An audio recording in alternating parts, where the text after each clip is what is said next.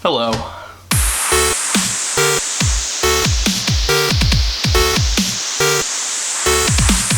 What's going on, everybody? My name's Corey, and welcome to another Magic the Gathering deck tech. You guys liked the first one so much, I gave you another one.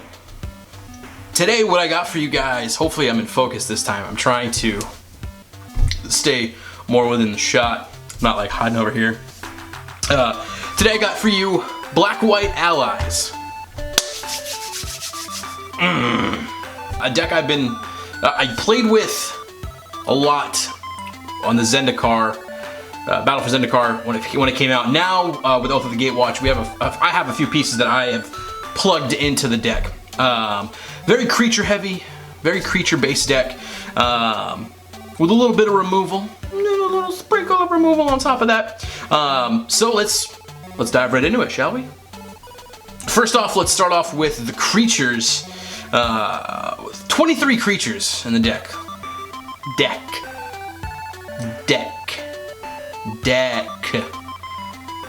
23 of them. 23.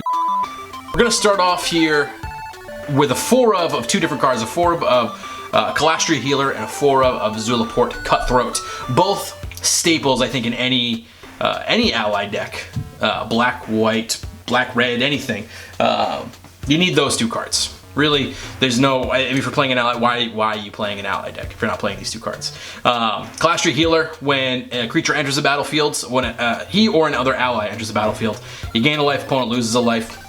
Zulaport Cutthroat, when him or another creature die, you gain a life, they lose a life. Very life drain, life gain kind of situation we're gonna have going on here today. The next card I got here is a 2 of, and again I'm gonna butcher this name, 2 of Ayli, Eternal Pilgrim.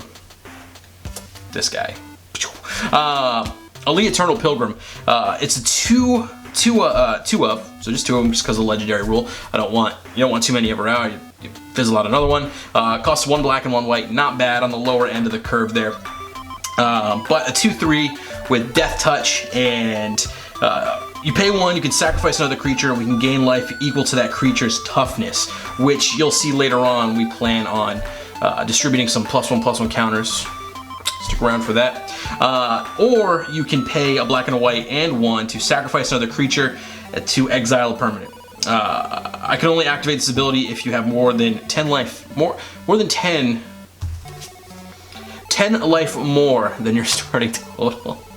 I'm not really going for that ability. It's really the first 2. Death Touch, 2/3, and to sacrifice a creature to gain life equal to the toughness. That's really why I have it in there. I have a 4 of Serene Steward. Pretty easy. Every time you gain life, you can kind of a Johnny's Pride Made somebody. Pretty simple, and with doing that, we're distributing the +1/+1 counters for Ayli for Ayli's ability. We have a 2 of Drana's Emissary. Beginning of our upkeep, we gain a life, they lose a life. Who doesn't want to gain life? Do you not want to gain life? This is magic. We also have a 2 of Drana, Liberator of Malikir. I can never talk. I sit down, I try to film one of these, I can't talk. I can't do it. So I have a 2 of Drana, Liberator of Malikir. 2/3 for 3, not bad. Flying first strike, not bad. And whenever this guy deals combat damage to a player, which he's flying, so usually he can soar over everyone's head, all attacking creatures get a +1/+1 counter. So there's that synergy again with Ayli and Drana. Those are the big ones. So every time you're attacking with people, you're just stacking up those counters. If we're in a pinch, say we're in a pickle and we need to just gain a bunch of life real quick, we can sacrifice a dude to gain all that life. And don't worry, we have ways of getting our dudes back, even if they're sacrificed. So we'll get to that soon. 3 Lantern Scout. This, to me, is the most flexible piece. You can swap this out for kind of whatever you want. I did have 4 Lantern Scouts in there. When it comes to the battlefield, creatures getting lifelink, allies gain lifelink. I don't think it's necessary. I don't think it's like pivotal to the whole deck, but I do have it there. I think it's a good card. I could even honestly see going down a Lantern Scout and then adding maybe another Duress later in, but we'll get to that. So 3 Lantern Scout, that's that. To round off the creatures here, we have 2 Cliffhaven Vampire. 2/4 for 4 on the higher end of the curve. You might not always see him, but we do have a decent amount of ways to make the mana for it. So 2/4 flying. Whenever you gain life, opponents lose a life. Lots of life gain in this deck, so lots of ways for them to lose life. Basically, is the deal with him, and he's a body. He's a pretty good body, but yet, you know, is it worth it to pay 4 for it? Yeah, probably, but it's just gonna, you know, it's a late game threat. Really, is what he is. I got up all your land, and you do not.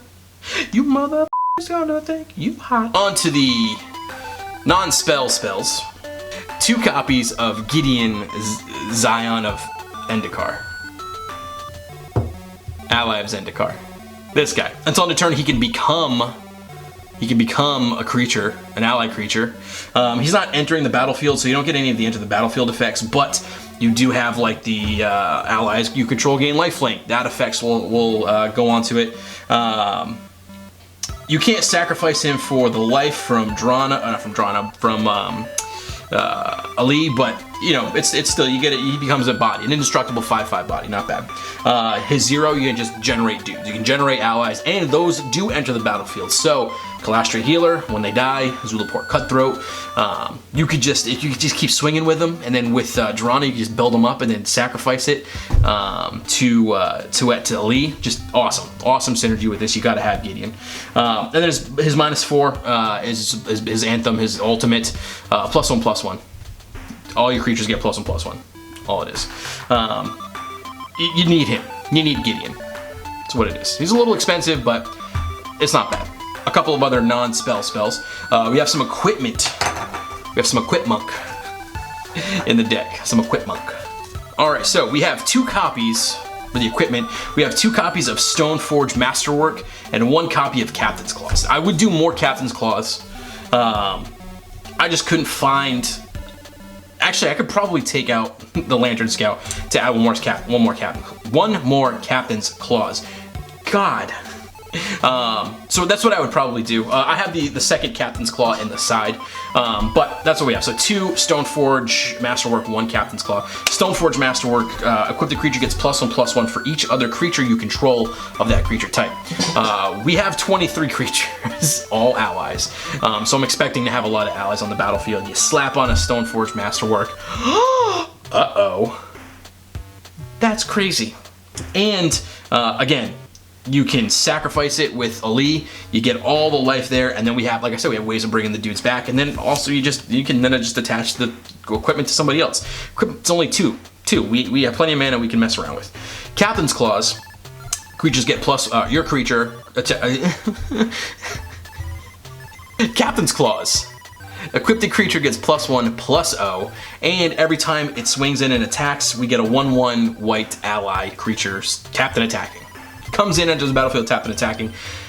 Enter the battlefield effects, Kalastria Healer, when it dies, Zulaport Cutthroat, sacrifice it, pump it up with Drana, whatever you want to do. It's crazy. Why would you not play those equipments? Who are you? What are you doing? Stop it. You play black-red allies, white-red allies. You're dumb, you're dumb, you're dumb.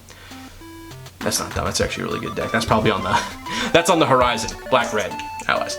All right, here are the other spells. We have 1 Murderous Cut, we have 1 Ultimate Price, we have 1 Duress, and then 1 Utter End. All removal. We need the removal. It needs to be there. We need to have ways to get rid of their dudes because just the creatures alone aren't gonna do it. I mean, they might, but we need this. 2 copies of Stasis Snare. Again, removal. Need the removal. We have 2 copies of Valorous Stance. Again, removal and protecting our creatures. But most importantly, the one spell we need that I think this deck needs is 1 copy of March of the Tombs. Hell, I would even say 2 copies of March of the Tombs. That's a thing. I'm gonna write that down. Cross that out. March of the Tombs. With this, it doesn't matter if we sacrifice the dudes for Ayli, if they die in combat, it doesn't matter. With this card, we can take any number of ally cards with converted mana cost X or less from the graveyard, put them into the battlefield. That's Kalastria Healer triggers out your ass. That's if you have 10 creatures in the graveyard and one of them, let alone if you have 2 or 3 in the graveyard. If you have 1 Kalastria Healer in the graveyard and all 10 of your allies come to the battlefield at the same time, that's 10 damage. 10! And you gain 10 life. Game's over. GG, buddy. Bye-bye. See you later.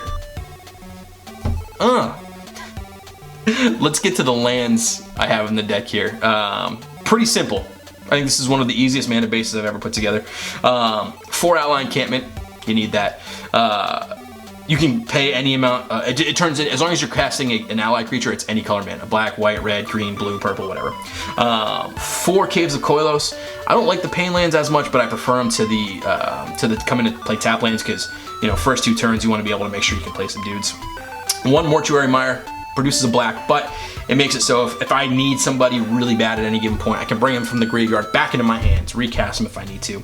We have 1 Blighted Steppe. I hope that's how you say it. Just you can deal damage to the amount of creatures you have, which is pretty good.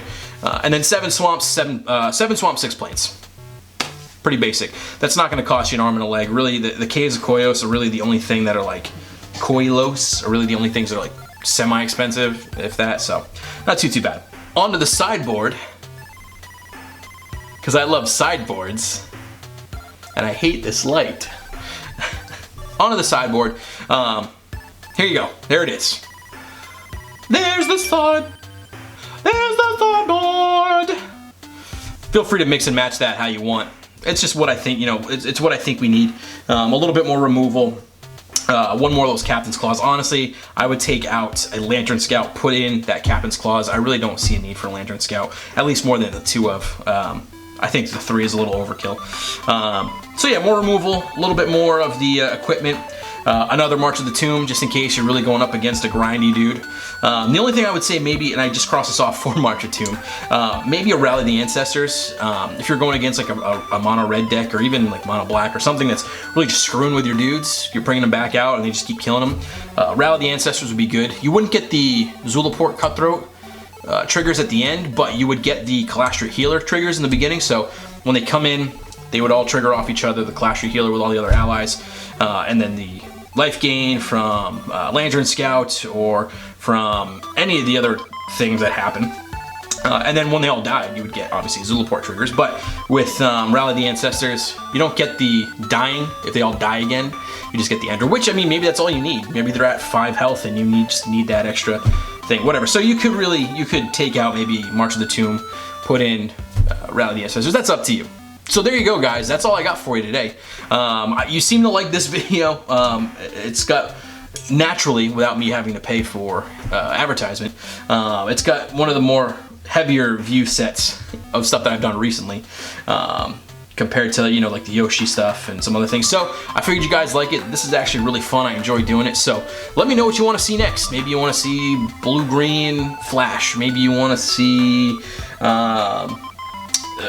green-red something. Who knows? What do you want to see? I have some other decks I can do. Like I said on the last one, I enjoy doing these, and I have a bunch of stuff I'm playing right now, so I can get you into my head here, and we can do that. So make sure to, you know, like, comment, subscribe, hit the like button, share this out if you like it. I appreciate it a lot, guys. Thank you so much for watching. My name's Corey with Nerdworks. Catch you next time, and I'll buy you a pizza.